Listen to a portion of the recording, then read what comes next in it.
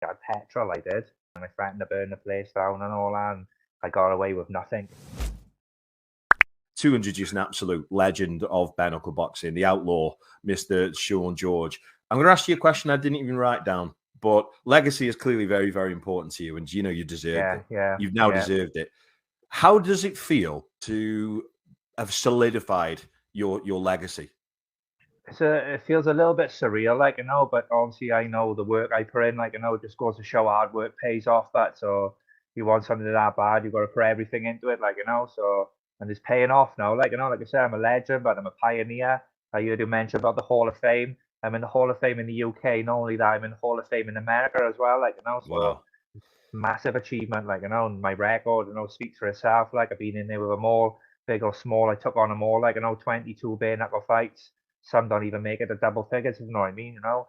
But like when you talk about bare knuckle, people's a bit, you know, it's like they don't know what to think about it, whether it's illegal or legal. You know what I mean? It's like a bit of stigma about it, like, you know. But you only got to tell them it's the O2 London. Obviously, they got to take your word for it then. But like obviously back in the day, it was a bit more behind closed doors and a bit unprofessional. It wasn't sanctioned and things like that. So obviously, I've been there from that to what it is now. Like I brought it the whole way, like, you know. Incredible.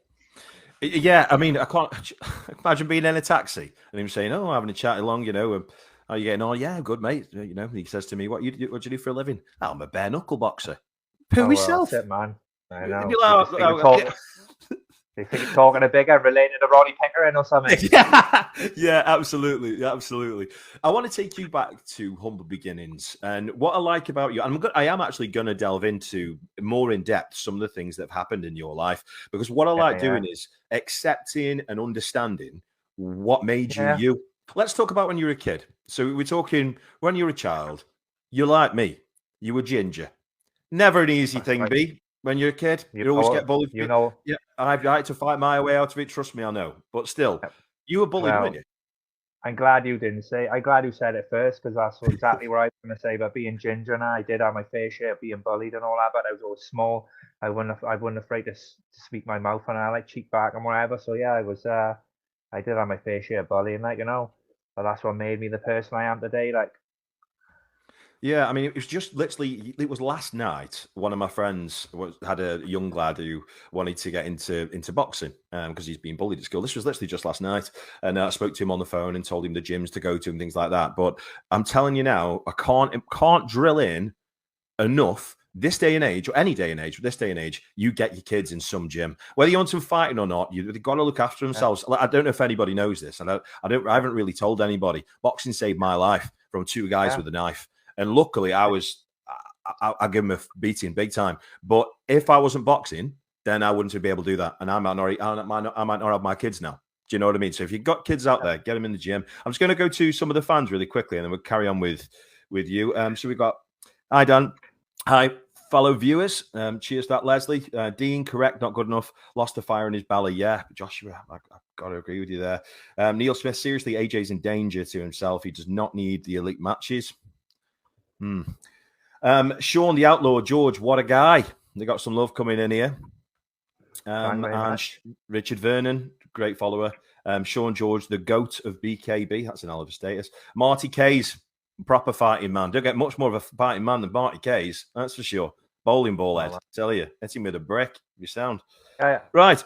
So go on, mate. So I do appreciate it, but you know, it's all I get, man, from all around the world. Like, I know it's awesome, but I always got time for the fans as well. So I think that's what made me at the same time, you know. Incredible. And again, guys out there, make sure you share, make sure you like to help the stream. So let's talk about you. So you went into Muay Thai, you've been involved in MMA. I'm really interested in the story about this 8 days thing. Tell me about. Go back to, and then, as I said, I was ginger and all. I was being bullied and all that. I did have a bit of trouble then with a gang of boys. I did, and I was outnumbered. So that's what steered me into the martial arts then. And then going back what you just said now about kids getting into it, but I wouldn't advise it any greater. I know, for the discipline, the self-respect, the self-defense, you know, the respect of others, the self-respect and all that. There's lots of wicked different aspects with that. So yeah, I'm like you, but I advise anyone to get into it. So yeah, I was bullied by a gang. I was forced to go into the martial arts. Like, it was kickboxing first. I was traveling like 25 miles to train kickboxing down in Newport with Gary Garza. I was training alongside this guy, Lee Stingimo. He got a bit of a name for himself around here. Okay.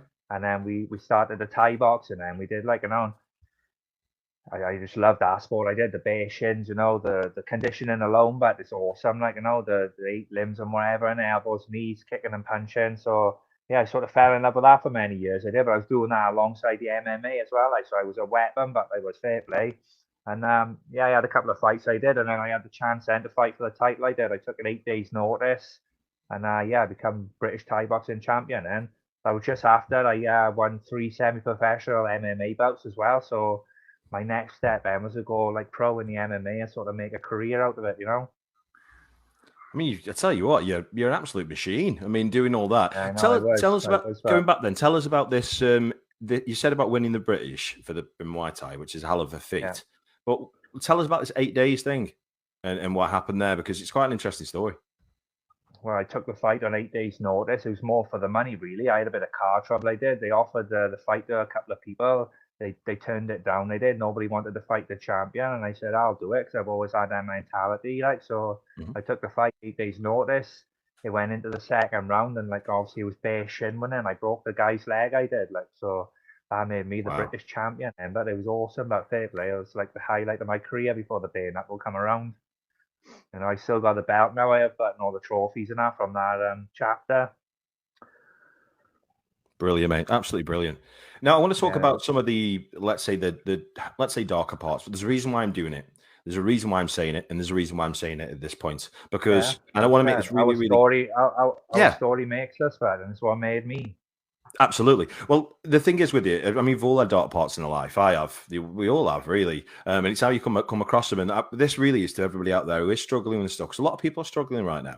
Well, I want to get into your story. So you ended up in prison. I want to know what happened in order for you to go to prison. What actually happened?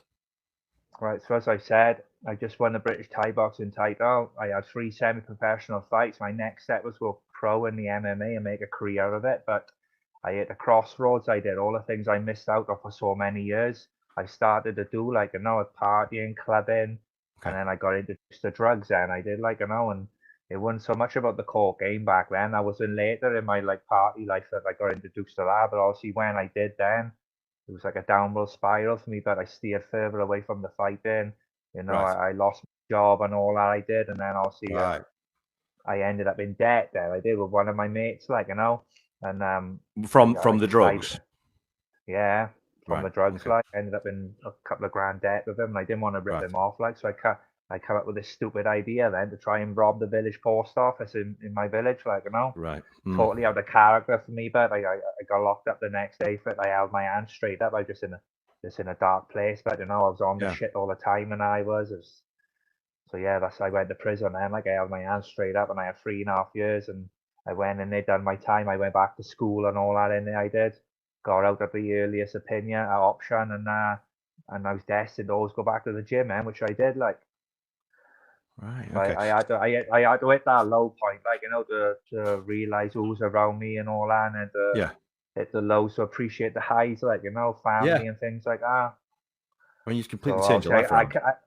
I come out of prison with nothing and no one, but I had to go back home to my dad's, and I did in my little bedroom. I was on tag and that, but I had a handful of friends that stuck by me through it. But yeah, it was a tough time, man.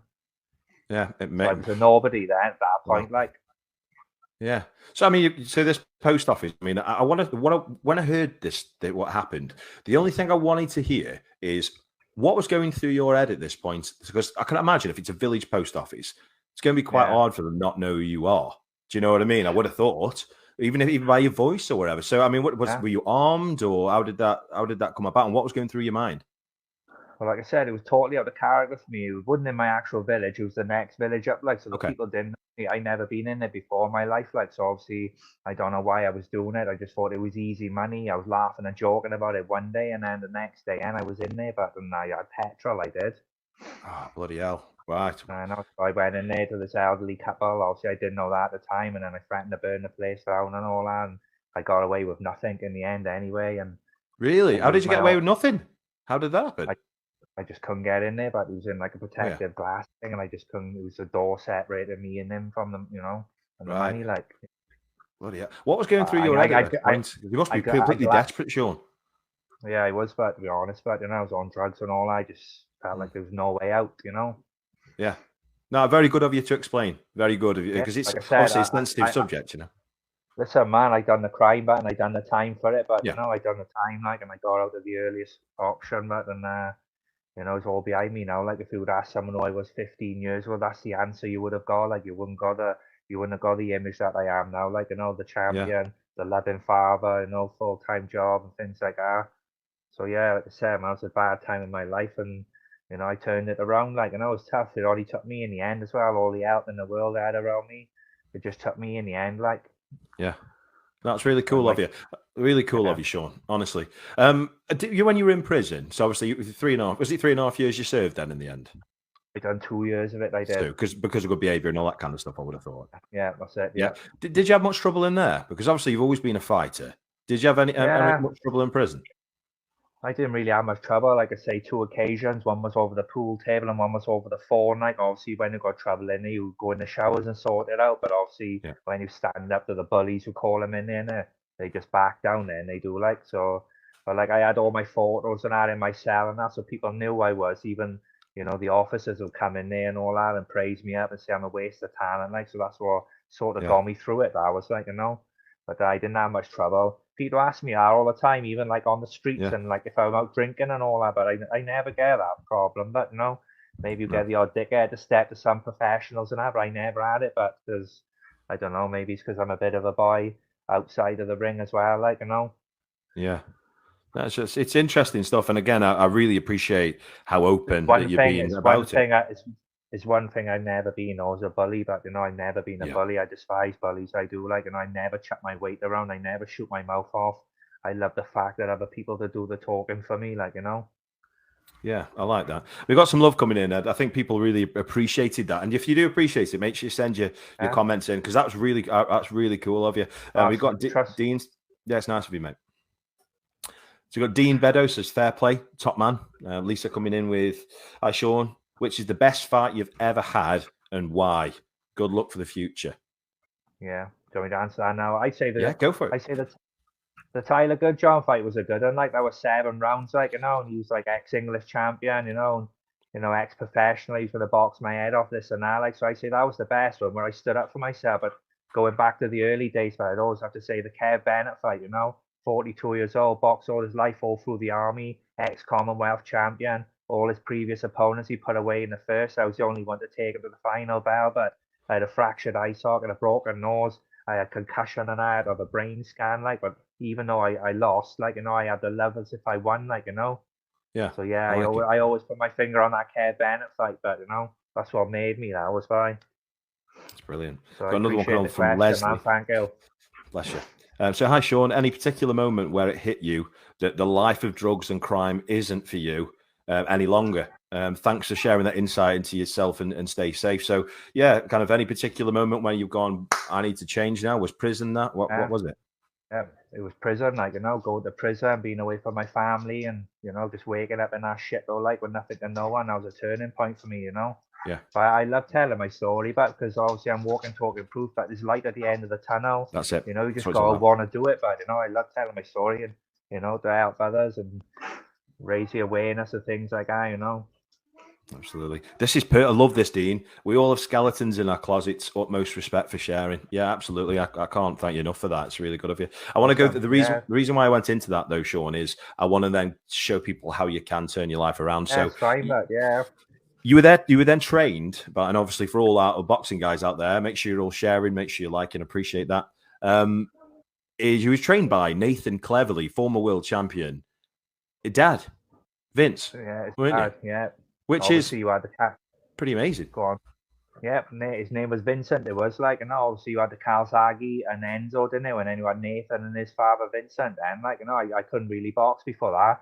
Coming in from the MMA and the Thai boxing, I was square on, there was no head movement, you just stand and bang. So when Vince came along, but he totally changed my game. But and we won the world title together, we won 2 of the British together, and now we did. And fair play, but he's world class, wasn't he? He's been around the world. He's probably forgot more about boxing than all of us will ever learn.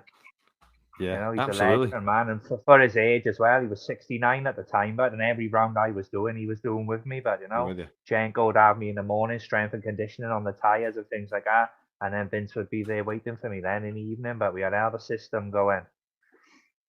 Incredible, incredible. I want to mention a name to you, and I don't know the full story here, but I'm sure you probably know what's coming. Dan Chapman. So you and Dan Chapman had a well-documented fight, but there seems to Yeah. be, it still seems to be, quite a lot of hate between you. Why? What happened, and where's this hate come from? Right. So obviously he's a fellow Welshman. We and him was getting on before, like, because he was giving me a bit of advice when I fought James Kennelly in the prize fight, because he'd already fought and beat him, yeah. Mm-hmm. So obviously it was all right going into that fight. Jim was looking for a 69-kilo fighter. There was a bit of like animosity saying the Welsh won't fight the Welsh, so that was my chance to prove that. So I just jumped at that idea, and then when Jim said it was Dan Chapman, I just took it on the end and thought, oh well, it's Dan Chapman. And then he just went sour from that point onwards. He deleted me off all social media. He was making pictures of me and all that, calling me Gollum and things like that. So that's what sort of started the animosity from the get go. That was. Right. Okay. And during the fight between you and Dan Chapman, there seemed to be, was there a lot of talking in there? Because it seemed after you didn't shake hands, you felt like you want to fight him again at the end of the Well, fight. I listen, mean, man. what happened there? People just see me play up on the night, like, so I did try and bite him and all that because I just didn't have the frustration. So that built up over a year. That I did. I was training to fight him, and then the COVID come around. So that went tits up. We had another date there. I trained to fight him again, and then COVID was still around. So that camp went tits up. And then I trained to fight him again, like, and I had some personal issues with my partner. She had a miscarriage, to be honest. So that camp went tits up. So by the time I fought him, I trained 5 times for him. So that took its toll on me. Like, I had to drop the weight and go up and down all the way. It was 69 kilos. I walk around 81. I do. And then, like, when I showed up then fight day, like, he shows up like roided up and all, and I ate roid heads. I've always had a fit for steroid freaks. And like, he was keeping me from the food, and he was all right, babe, sorry, babe, this and that. Proper got in my head. It was tactics. It was from the Yeah. start, like. So I sort of lost my head from them scales almost, like, and then obviously when we come to fight in the night, then he wasn't exchanging the way I wanted to. He was just boxing me. He was just hitting me with silly shots. He didn't hurt me once. He busted his hands on my head and all that. And Yeah. he just ducked me the whole fight and just won on points, and like, so. And Right. then when I come out of the O2, then still frustrated, I did say a little remark, like, it was no racism intended. Like, I could have said a lot worse, but he labelled me a racist and that, and he did, like, So that Okay. just fueled the fire that I did. But I didn't let the frustration out in the fight. It just all stayed inside me, and still to this day. But I don't like him. Like, I respect him as a fighter, but that's as far as I'll go. Like, because he did disrespect me and my family, and he just ain't what people think he is. Like, he's a bugger. That's a nice way to say it. It's a bugger. Hell, I get called worse than that by my wife. Fair enough. Fair enough. So you had to retire due to a severe eye injury, didn't you? Yeah, And I want yeah. to learn a bit more about this. What happened? And what was the injury? What was let's say, the advice from medical staff? So I had 22 bare-knuckle fights, 13 wins, 7 lost, 2 draws, being in there with them all. I had the British 4 times, 4 different weights. I had the lightweight world title. I got a custom-made Hall of Fame belt I have in the UK. I got the Police Gazette Corporation belt from America with bars on the back, who's unfortunately dead now, the referee. So, like, my career was awesome, but I took some blows off of my career, like injuries and all that. But I fought Scott McHugh. I did last June, and I just knew something was wrong with my eye.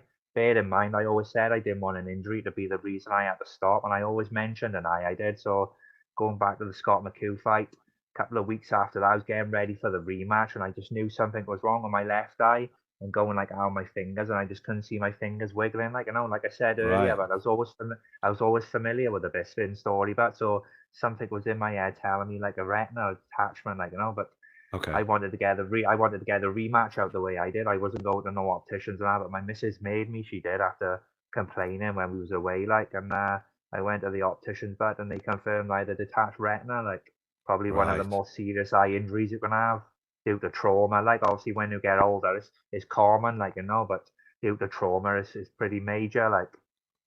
Yeah. I mean, you can't lose your No, sight. I mean, no. definitely. Going back to the roided thing, you said that Dan Chapman was roided. obviously with the sport support of boxing, and kickboxing, they get tested. Do the BKB guys or any of the bare knuckle, not just BKB, BKFC, any of them, are any of them actually drug tested? No, not to be honest, but no, they should bring it in. Like, you know, Wow. obviously he could have took him, got his shape, and then stopped them, and he could have passed the test. So there's ways around it, and it would have to be a random surprise test, wouldn't it? So it's still a bit premature on that aspect. I know the BKFC are a bit more on top of it, but you know, with the BKB, like they haven't got around to that yet. Like, yeah, I mean, obviously it's each cheating to at the their end own. of the day, you know. Yeah, it's dangerous. Cheating, like, it's dangerous as well, like, you know, but. It is what it is, but I'm all about moving forward, not backwards now. Like, cool. So you said right at the start, and you spoke with Marcus, who's going to be speaking. I can see you back there in the studio, Marcus. I can see you too, Mohammed, and he'll be ringing you on very shortly, my friend. I can see you. But yeah, you're saying about kind of how you were always doing your job as well as doing BKB. Yeah. So I don't know this. How lucrative? How well does it pay it's been BKB? I mean, from the outside, it doesn't look like it'd be a huge amount of money. So where's the money coming from? The sponsors or what? I mean, how lucrative is it?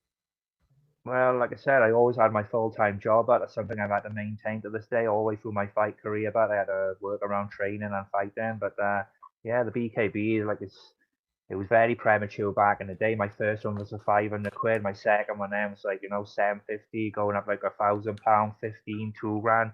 The most purse I probably ever cleared is £5,000, like, you know, and then you've got like sponsors around you. Then, you know, you might get a few of them. Like, as my image got bigger, you know, my reputation got better. I did put a few sponsors in, but they would come and go. Like, so yeah, you'd probably clear around. I'd say the most I've cleared on a fight is about £8,000. Like, so it's not a great deal, but also I didn't really do it for the money. Like, you know, I was building a legacy and just for the image that I was carrying. Like, you know, I was doing it for myself and my family. Like, yeah, I mean, listen, it's still a sport that's coming through, isn't it? It's still a developing sport. So, isn't it, you know? Yeah. I like it, to be fair, and I've spoke to quite a number of fighters from BKB and BKFC. We had Connor Tierney on the show a couple of weeks ago. We've had Jimmy Sweeney on the show, Tyler Goodjohn on the show. The Lafferty was on the show a couple of years ago. So yeah, I got respect for you. You're tough man, you really are. So I want to know how you felt when you got given this blue belt. I mean, if you don't mind, could we see your belts? Because you showed us a little bit earlier, and I'd love the fans to see all of your belts. It's amazing. That's where it started. EBAD, UB days, British. That's a lightweight world title. Me and Vince won. Current British champion I was. That's my Sean George Hall of Fame belt. My little outlaw figure by. That's meant that is. That's a special one up there, that is. This is the Police Gazette Corporation belt from America, like, you know, with bars on the back. That show was like dedicated to Bars, the referee who died. Yeah. And then this is the one I had last week then. Like, it's the Gem Mace. He's like a Bareknuckle boxer from the 1866 years. They give me that to appreciate my achievements in the sport. Like, there's only 3 of them in circulation. So wow, that was a massive achievement for me. But yeah, I love that. I do loads of memorabilia and I know medals. You know, Bars' fight of the night and now he had. There's things to look back on, like, you know. Looking back on them though, Sean, you hear fighters all the time, not necessarily in BKB, but you hear fighters and saying, "Oh, they're just metal and leather. You know, they mean nothing to me." I would be so proud of myself if I had something like that. To me, they are priceless. But you know, that's why they're in the bedroom. But yeah, I got a man cave. I was full of memorabilia, all canvases. But I want them safe and close to me. But yeah, like they'll never leave me. They won't. But you know, that just tells my story and tells me the journey I've been on. Like, you know, it's priceless to me. But so, you know, people don't appreciate their belts. I appreciate them more than the money I've had. But to be honest. All that hard work and dedication, you know, all them early mornings, you know, sacrificing food and time with my family and things like that. Every belt tells a story, but they're irreplaceable to me. They are. And to be there from the start, like the B-Bad days, right through the UB-Bad to the BKB, like, I know it's like a journey, like it is, going back in a time machine, but to the beginning.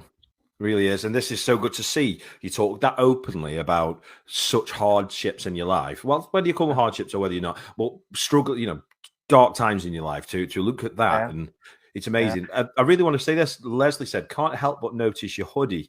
Is it a charity that you're involved in or any relevance dear to you? Yeah, though this is raising awareness for a good mate of mine who got motor neuron disease, unfortunately, you know. So yeah, he's doing a lot for charity, even though he's battling the struggle himself. He's going out there and doing a lot for other people as well. So yeah, motor neuron defiance is called, like, you know, you would not be defeated by it. Like, he's the Bless most you. defiant person we know, and everybody come together, like the village and all that, to raise money and things like that. So yeah, he's doing really Fantastic. well. Like, so yeah, MND, man, it's a shocking disease, isn't it? You don't know Yeah. what's around the corner, but Yeah, it is. If a lot of people affected by it, bless them. And I wish them all the best. Great to see that you're pushing that out there, though. That's fantastic. I want to give you an opportunity here, Sean, and I want to give you the opportunity to voice the way you feel, whether that be thanking people who saw you, whether that be just a statement that, you know, you're wanting to be a bad man, you were a bad man, and you're proud of yourself. And what's your statement to the world?